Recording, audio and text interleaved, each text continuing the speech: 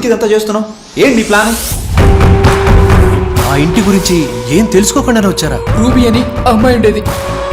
Heroine అవ్వాలని ముంబై వచ్చింది. చేతిలో బంగారం పెట్టుకుని పిచ్చోడ్లో మాట్లాడతాం. ఎవరు అసలు మేడం వీడు? నా మేనేజర్. మీ ఆవిడికి దెయ్యం పట్టిందా హ? లేక మీ ఆవిడే దెయ్యమా?